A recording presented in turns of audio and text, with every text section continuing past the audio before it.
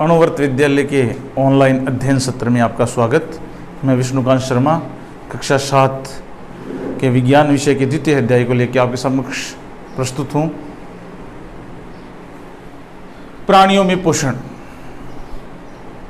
इससे गत सत्र में हमने प्राणियों के पोषण की जब बात की थी तो प्रत्येक जीव अपने पोषण को किस प्रकार लेता है इसके बारे में हमने चर्चा की थी। आज हम एक जटिल जीव मानव के बारे में अध्ययन करेंगे।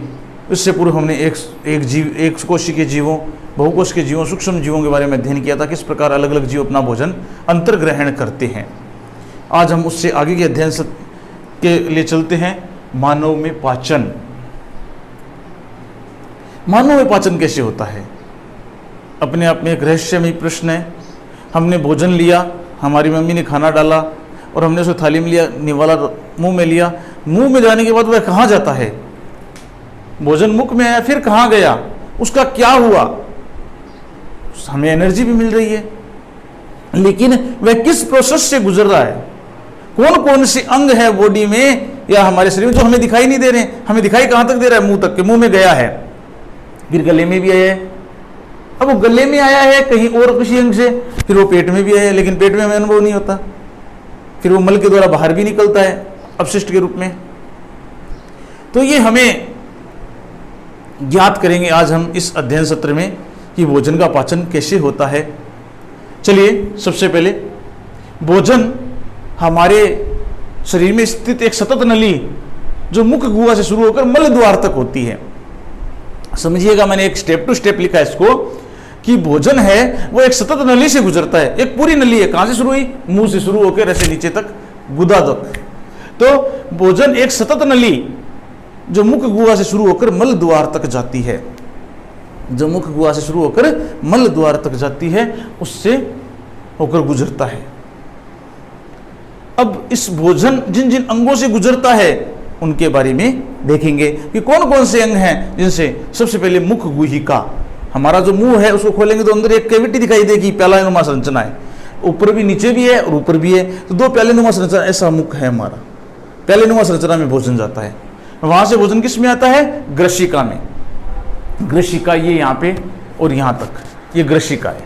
गले से लेकर छाती तक ये ग्रशिका है। ग्रशिका से आमाशय में, आमाशय एक थैलेनुमा संरचना है। इनके बारे में डिटेल स्टडी आगे करेंगे, केवल एक बार ये 6 अंगों के बारे में मैं बता रहा हूँ।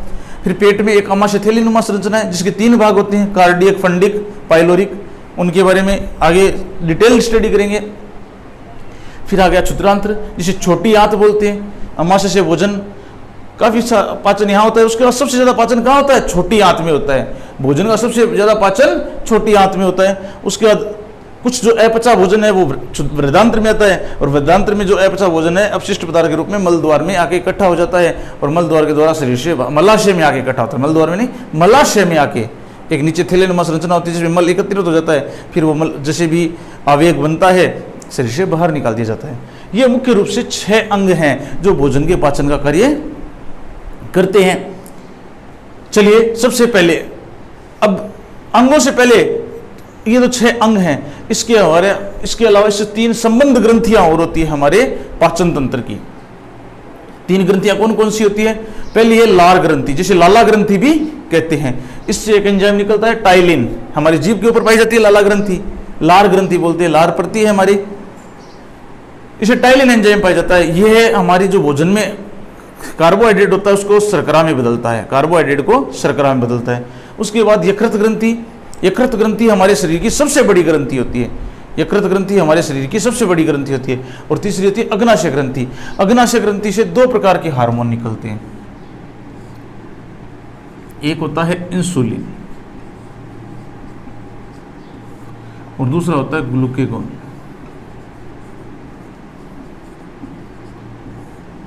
ग्लूकोगन रक्त में शर्करा की मात्रा को बढ़ाता है और इंसुलिन रक्त में शर्करा की मात्रा को नियंत्रित करता है। इंसुलिन क्या कर रहा है? नियंत्रित। और ग्लूकेगॉन क्या कर रहा है? उसको बढ़ा रहा है।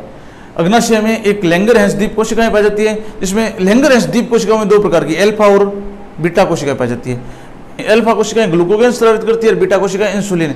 तो देखिए, ग्लूकेगॉन का क्या कार्य है? रुधिर में शर्करा की मात्रा को बढ़ाना। और इंसुलिन की क्या है काम कि रुधिर में शर्करा की मात्रा का नियंत्रण करना। अब पता होगा, आपने सुना होगा रोग मधुमेह रोग, अगर शरीर में इंसुलिन की कमी हो जाए तो मधुमेह रोग, जिसको डायबिटीज अपने भाषा में शुगर रोग बोलते हैं, शुगर रोग हो जाता है। चलिए अब अंगों पे आते हैं, बात करते हैं मुख गुहिका। सबसे पहला मुख गुहिका। मुख गुहिका पूर्व कार्य क्या है? भोजन को अंदर लेना।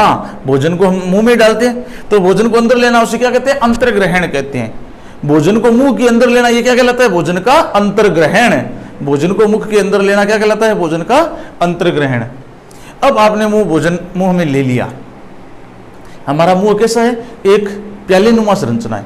नीचे से भी देखिए, मुंह में हाथ डालेंगे नीचे भी खड्डा है, ऊपर हाथ लगाओगे ऊपर भी खड्डा है। एक प्याले नुमा संरचना ऐसी है कि नहीं है? उस प्याले नुमा संरचना में आपने देखा होगा ऐसी स्ट्रक्चर है।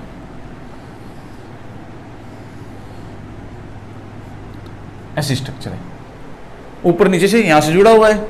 और इसमें देखा होगा यहां पे बहुत सारे दांत हैं।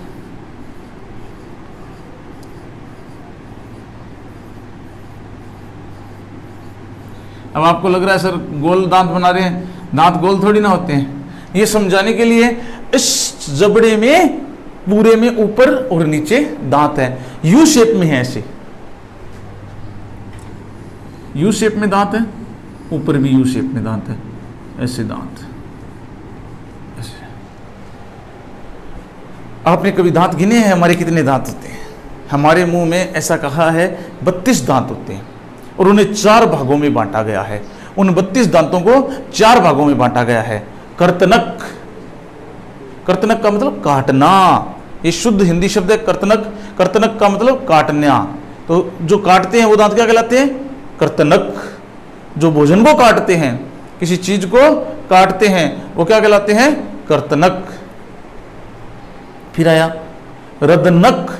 रदनक का मतलब चीरना फाड़ना, जो चीर फाड़ देते हैं वो होते हैं रदनक।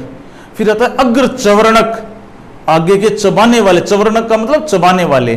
फिर आता है चवर्णक, चबाने वाले दांत। यानी 4 प्रकार के दांत, कर्तनक, रदनक, अग्र चवर्णक और चवर्णक। अब ये प्रत्येक जबड़े में कितने होते हैं? ऊपर वाले में और नीचे वाले में कितने होते हैं? कर्तनक 4 होते हैं, रदनक 2 होते हैं, अग्र चवर्णक 4 होते हैं, चवर्णक 6 होते हैं। ये टोटल 16 दांत हो गए। देखिए जोड़ लगा लीजिएगा इनका, 16, 4 2 6, 6 4 10, 6 16, 16 16 32 दांत हो गए। तो इनको याद कर लीजिएगा। हमारे जबड़े में 4 प्रकार के दांत होते हैं, कर्तनक, रदनक, अग्र चवर्णक और चवर्णक। और इसका फॉर्मूला है 42 46, 4 2 4 6, 4 2 4 6। अब आपने देखा होगा दूध के दांत। बच्चे में जब वह जन्म लेता है तो उसके दांत नहीं होते हैं, 9 8 10 महीने का होता है तो उसके दांत आने शुरू हो जाते हैं। उसके वजह से जो 8 साल का होता है तब उसके पूरे दांत आ जाते हैं और उसमें से कुछ दांत गिरने लगते हैं, जिन्हें दूध या दांत कहते हैं। आपने देखा होगा, आपके भी गिरे होंगे। हमारे परिवार में हम छोटे बच्चों में देखते हैं दांत गिर जाते हैं, फिर उनके दोबारा दांत आते हैं और वे दांत जीवन पर्यंत स्थायी रहते हैं। जैसे हमारे हैं, आपके हैं, ये जीवन पर्यंत 8 वर्ष तक जो दांत गिर गए, उसके बाद दांत जीवन भर स्थायी रहते हैं। और जीवन पर्यंत ऐसे दांतों को क्या कहते हैं? स्थायी दांत कहते हैं। तो हमारे दांत 2 प्रकार के होते हैं, दूध के दांत और स्थायी दांत। दूध के दांत 8 वर्ष तक की अवस्था तक और उससे ऊपर की अवस्था में स्थायी दांत होते हैं। ये हमने दांतों के बारे में पढ़ा। पुनः एक बार इस दांतों के बारे में मैं चर्चा कर दूं। कर्तनक काटने वाले दांत, ये काटने का काम करते हैं, भोजन को काटने का काम करते हैं। रदनक चीरने फाड़ने का। आपने देखा होगा किसी चीज को हम खींचते हैं जोर से तो कौन सा काम करता है? रदनक करता है, उसको चीरता है, फाड़ता है। अग्र चवर्णक ये चबाने का काम करते हैं। अग्र चवर्णक यानी भोजन को मोटा चबाते हैं, चवर्णक उसे और सूक्ष्म करने का काम करते हैं। इस प्रकार ये 4 प्रकार के दांत। हमारे जीवन में 2 प्रकार के दांत आते हैं, स्थायी दांत और अस्थायी दांत, जिन्हें दूध या दांत कहते हैं, अस्थायी को। फिर हमारे मुख में, गुहा में एक जीभ होती है। आपने देखा होगा जीभ है, हमारे सबके हैं जीभ, जिसके कारण हम बोलते हैं। यह एक मांसल संरचना है, इसमें किसी प्रकार का कोई हड्डी नहीं होती। यह एक मांसल संरचना है। मैंने आपको शुरुआत में बताई थी, लार ग्रंथि जीभ पर पाई जाती है। आप जीभ की स्ट्रक्चर ऐसे यू शेप में होती है और यह पीछे जुड़ी हुई होती है हमारे यहाँ पे, इसे कहते हैं जिह्वा फ्रेनुलम। जिह्वा फ्रेनुलम,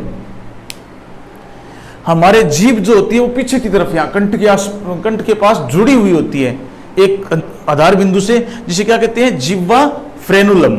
इस जिह्वा फ्रेनुलम के द्वारा जुड़ी होती है और ये आगे पीछे मूवमेंट करती है। ये मांसल संरचना होती है जो हमें बोलने में सहायता करती है, और इसके अलावा भोजन को उलटने पलटने में भी सहायता करती है। बातों को तो करती है उलटने पलटने में, बातों को मिनट में घुमा देती है जीभ, लेकिन भोजन को भी उलटने में। आपने देखा होगा हम खाना खाते हैं तो इस जाड़ में है भोजन, वो इधर ले आती है, ये जीभ ही लाती है।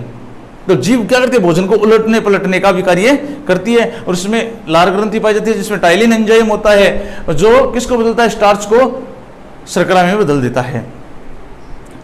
अब जीभ के बाद देखें इन दांतों के बारे में एक चर्चा और है, मिठाइयां और दंतछेद। आपके एक टॉपिक है मिठाइयां और दंतछेद। आपने देखा होगा बचपन में, अभी आप बच्चे हो तो आपको कहा जाता है कि ज्यादा चॉकलेट नहीं खानी चाहिए, दांत खराब हो जाते हैं। और हम अपने समाज में देखते हैं, बच्चों परिवार में बच्चों देखते हैं दांत काले हो जाते हैं, कीड़े लग जाते हैं। ज्यादा चॉकलेट खाने से, ज्यादा मीठा खाने से हमारे दांत खराब हो जाते हैं। आपको पता है प्रकृति में हमारे दांत सबसे मजबूत माने गए हैं। आपने एक सुना होगा जब कोई व्यक्ति मर जाता है तो मरने के बाद उसको जलाया जाता है, जलाने के बाद जब उसका अस्थि संचय किया जाता है तो उसमें उसके दांत मिलते हैं, ठीक है ना, जो गंगा जी बहाकर आते हैं। तो देखिए अग्नि में भी नहीं जलते, इतने मजबूत होते हैं हमारे दांत। फिर देखिए कहते हैं दांत, चॉकलेट खाने से दांत खराब हो जाएंगे। कैसे हो जाएंगे? होते हैं। क्यों? लगातार मिठाइयां खाने से क्या होगा, मुंह में बैक्टीरिया बहुत ज्यादा होंगे, क्योंकि शर्करा के, देखिए आपने देखा जहां मीठा होता है वहां चींटियां बहुत जल्दी पहुंचती हैं। ऐसे ही हमारे मुंह में शर्करा ज्यादा, अगर हम मिठाइयां ज्यादा खाएंगे, मीठा ज्यादा खाएंगे तो जो सूक्ष्म जीव हैं, बैक्टीरिया हैं, वो हमारे मुंह में पैदा हो जाएंगे। और वो कहां चले जाएंगे? हमारे मसूड़ों की जड़ों में। क्यों? क्योंकि जो दांत हैं ये हमारे मसूड़े हैं, दांत इनमें ऐसे धसा हुआ है, दांत इनमें ऐसे धसा हुआ है। अब जो बैक्टीरिया है वो इधर से साइड से धीरे धीरे अपनी जगह बना लेंगे, और जगह बनाते बनाते नीचे इसकी जड़ें होती हैं उनको कमजोर कर देंगे और इन दांतों के अंदर घुस जाएंगे और दांतों को खोखला कर देंगे। और क्या हो जाएंगे? हमारे दांत टूटने लगेंगे, गिरने लगेंगे, खराब हो जाएंगे, जिसको हम कीड़ा लगना भी बोलते, कीड़ा लग जाएगा। इस प्रकार मुंह से बदबू आने लगेगी, पायरिया जैसा रोग हो जाएगा। तो लगातार अत्यधिक मिठाइयां खाने से दांत खराब होने लगते हैं। क्यों? बैक्टीरिया पैदा हो जाते हैं बहुत ज्यादा, और वह क्या करते हैं, शर्करा का अपघटन नहीं करते बल्कि उसको और बढ़ा देते हैं, शर्करा के स्तर को बढ़ा देते हैं, जिससे हमारे दांतों का क्षय प्रारंभ हो जाता है। दांतों के जो ऊपर इनेमल होता है, इनेमल मतलब चमक होती है, वो क्या होता है, उसको खत्म करने लगते हैं। इस प्रकार ये दंत क्षय हो जाता है। तो आज के अध्ययन सत्र में हमने प्रथम अंग मुख गुहिका के बारे में पढ़ा, और मुख गुहिका में जो दांत पाए जाते हैं, जिह्वा पाई जाती है, और जो दांतों का क्षय होता है उसके बारे में पढ़ा। अगले अध्ययन सत्र में हम इसके आगे ग्रशिका, आमाशय, क्षुद्रांत्र के बारे में और अन्य अंगों के बारे में पढ़ेंगे। धन्यवाद।